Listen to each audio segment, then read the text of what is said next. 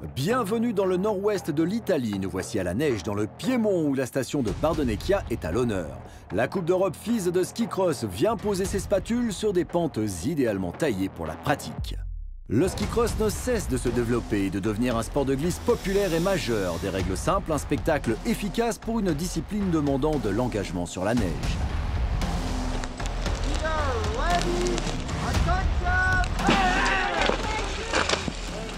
Le règlement est simple, les skieurs s'élancent d'abord seuls en piste pour se qualifier. Les 32 meilleurs temps seront retenus et iront ensuite s'affronter en poule, cette fois-ci à 4 sur la même piste.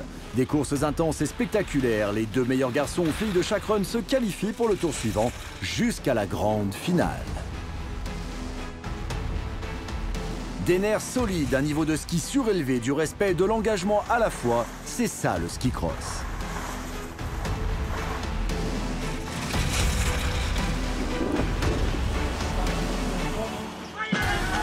Le nombre de pratiquants s'accroît, les courses se multiplient et entre les coupes nationales et la Coupe du Monde, un circuit de Coupe d'Europe écume les plus beaux tracés européens. Celui du jour est rapide et technique à souhait, le tout dans des conditions de vision délicates. La tension monte avant les départs du jour.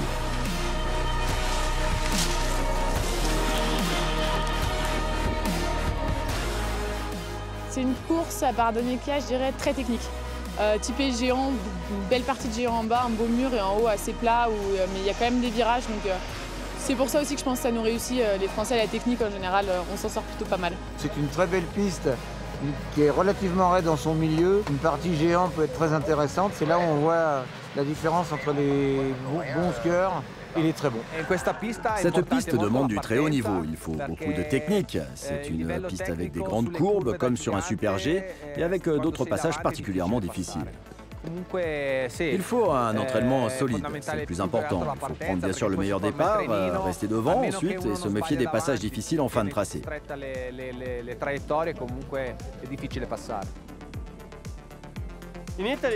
En Italie, il y a de plus en plus de skieurs intéressés par le ski cross en ce moment. Il y avait une grosse équipe en ski alpin et au fil du temps, il a été nécessaire de mettre sur pied une équipe d'Italie de ski cross. Petit à petit, l'équipe a grossi, les résultats commencent à être là, il y a quelques grands noms qui émergent, on a encore beaucoup de choses à prouver et on est là pour ça. Il y a de plus en plus de jeunes gens intéressés par le ski cross ici, qui veulent directement pratiquer cette discipline. C'est important pour notre sport, on voit le niveau monter dans nos équipes, ça rend le ski cross encore plus populaire et c'est bon pour tous. Ça fait quelques années déjà que la fédération a décidé d'y croire, de nous aider à grandir. Et il y a un bon groupe maintenant qui est sur pied et nous allons emmener ce groupe au plus haut niveau évidemment. On a une équipe forte qui prend confiance, on avance vite et on se retrouvera bientôt au niveau Coupe du Monde sans aucun doute.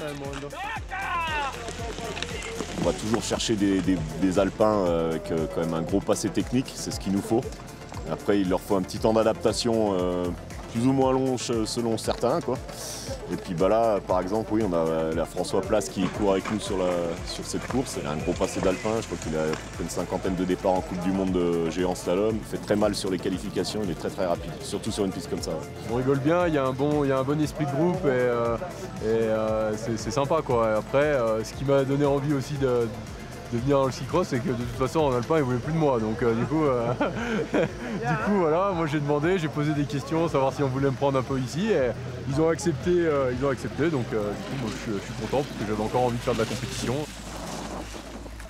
Allons en compétition justement, une demi-finale dames de haut niveau. La Suédoise Alexandra Edebo en rouge, grande skieuse Laurie Marula, explosive française en vert, Amélie Schneider en bleu et Zoé Chély en jaune. Meilleur départ pour Edebo qui prend vite les devants, ça serre derrière avec Amélie Schneider en bleu, Zoé Chély en jaune, au milieu Laurie Marula.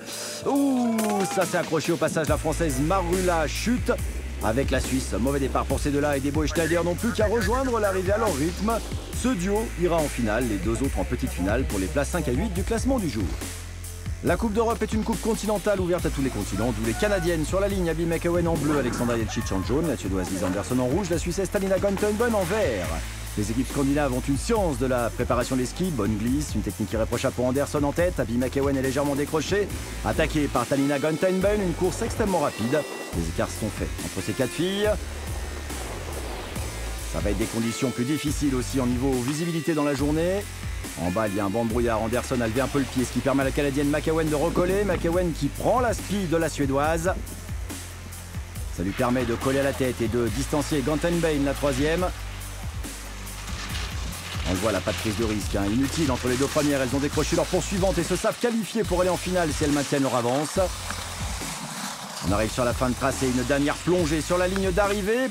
Prise dans les nuages, la ligne, et c'est réglé. Anderson et McEwen se qualifient pour la grande finale haut la main. Au tour des garçons de s'élancer en demi-finale. En rouge, le Français place l'homme en forme sur le circuit en vert, Andrea Tonon qui court à la casa. Johannes Conrad pour la Suisse en bleu et Morgan Guiponi-Barfetti en jaune, l'autre Français de ce hit. Là, c'est l'homme taillé pour cette piste. S'il réussit un bon départ, il a une science du géant qui va lui servir ici. Là, d'entrée, il est devant. À l'arrière, il y a eu faute, hein, justement. Le Français Guiponi-Barfetti est out, ce qui fait que le Suisse Conrad occupe la seconde place. Synonyme pour lui aussi de qualification en finale. L'Italien Andrea Tonon, troisième, va n'avoir qu'une poignée de virages maintenant pour remonter sur le deuxième. Sur une vision plus large, on juge mieux les espaces. François Place met un boulevard aux autres riders. Conrad fait tout ce qu'il peut pour garder une ligne limpide efficace. Le troisième Tonon fait tout ce qu'il peut lui pour aller choper une place de plus, une place en finale. Incroyable François Place du très grand ski, il est loin devant, derrière à l'approche de la partie finale un peu bouchée, Tonon place une attaque audacieuse. Il est à la maison, il est au contact, il se bat. Et c'est dans une zone de nuages accrochée, une nappe de brouillard d'une dizaine de mètres que les choses vont se faire. L'Italie envoie un de ses skieurs en finale, Tonon est deuxième et Place, le Français impérial, va avoir l'ascendant psychologique tant il fait office de favori désormais. Deuxième demi-finale du jour, en rouge, Yuri Duplessis, en vert, Eric Moberg, Zach Belgic pour le Canada est en bleu, Yannick Gunch pour l'Italie, court en jaune.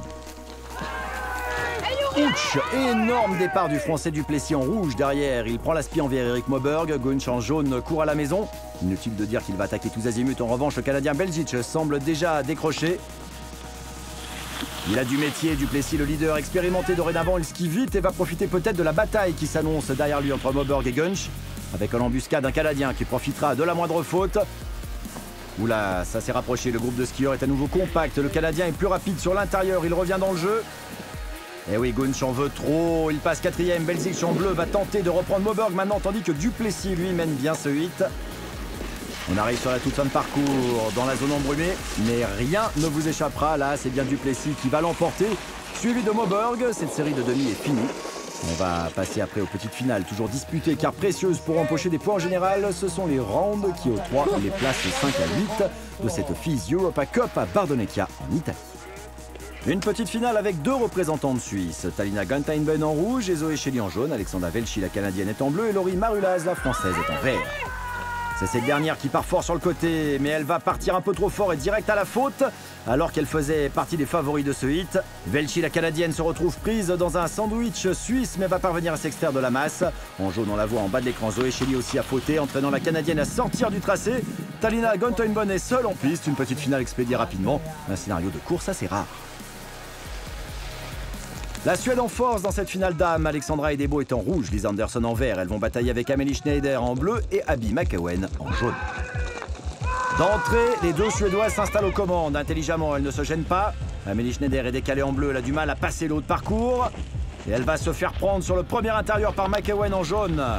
Lisa Anderson devant 6 premières places de suite en Coupe d'Europe. Auteur d'une incroyable saison, elle vole vers la ligne. Derrière elle, sa compatriote Alexandra Edebo, 6e à Val Thorens sur la même tournée cette saison. Mais la Canadienne reste aussi en embuscade derrière. C'est une nation phare, le Canada du ski cross avec McEwen. Manque de vigilance chez Edebo. McEwen aime le mouvement de terrain italien et ça se voit. Un bel intérieur qui va lui permettre de chipper la seconde position à la Suédoise. Tandis qu'Anderson s'envole devant. Elle va s'octroyer une nouvelle victoire en Europa Cup, surclassant largement la concurrence round après round. Allez, une belle arrivée dans les cieux piémontais. Dommage pour Amélie Schneider, la Française. Elle aussi réalise pourtant une très bonne saison. Confirmation de saison exceptionnelle pour Anderson que l'on devrait retrouver sous peu en Coupe du Monde.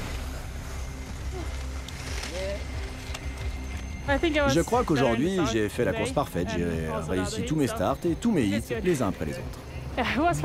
C'est sûr, je les mérite pas, mais bon, une fois qu'on est en finale, c'est pas pour faire quatrième, mais voilà. Voilà, médaille en chocolat, j'adore le chocolat, mais j'en veux pas, donc voilà. On embraye sur la petite finale homme du beau monde avec en rouge Johannes Conrad, le Suisse, en vert Zach Belgic, le Canadien, en bleu Morgan Guiponi-Barfetti, le Français, en jaune l'Italiano Yannick Gunch. En rouge, Conrad semble avoir pris le meilleur départ. En jaune, Gunch mal parti replonge dans le tas. Belcic et Guiponi Barfetti sont à la bataille sur ce haut de parcours. Et là, Conrad, on voit, manque un peu de vitesse devant. Le Français Guiponi Barfetti est sur lui, toujours à la lutte avec Belcic. Le Français doit à la fois se défendre de ce qui arrive derrière et attaquer devant. Dur travail. Le Canadien, lui, s'en tire bien, remonte même sur Conrad en tête. Il va falloir accrocher les virages, ne pas laisser la moindre opportunité. Ouh là là, grosse course du Canadien en vert qui passe en tête sur les virages du bas. Conrad est deuxième. Loin derrière, on retrouve Gunch et Guiponi Barfetti à quelques longueurs. On sent qu'il est piqué au vif, Conrad, et fait tout pour reprendre le contrôle de la course, mais ça semble trop tard. Le banc de brouillard final s'approche à toute vitesse. Conrad va l'emporter devant Belcic, Guiponi Barfetti et Gunch.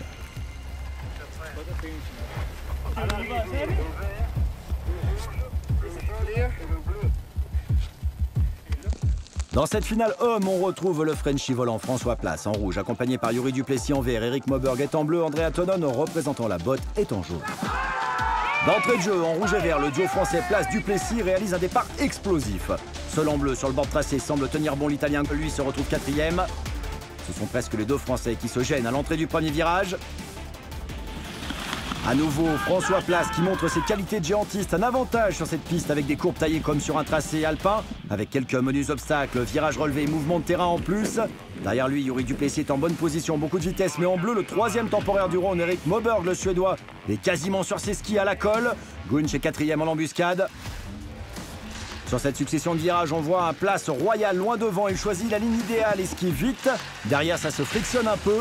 Duplessis en vert tient bon, Moberg se fait prendre par Tonon qui veut un podium à la maison. On est en fin de tracé, doublé français à venir. Pour Place, c'est la consécration, c'est sa première saison ski cross, il s'était déjà fait remarquer à Valto en début de saison. Victorieux, auteur de podium en série, large victoire. Seconde marche pour Yuri Duplessis Cargomar, l'Italie pose enfin un ski crosseur sur un podium en Italie, à Bardonnecchia. Malgré les conditions difficiles aujourd'hui, c'est vraiment pas mal, je suis bien content. Et en espérant que ça continue, la suite quoi. Ainsi se clôt cette étape FIS de Coupe d'Europe de ski cross à Bardonnecchia. Rendez-vous sur la neige plus tard, plus loin, plus freestyle encore et viva Italia!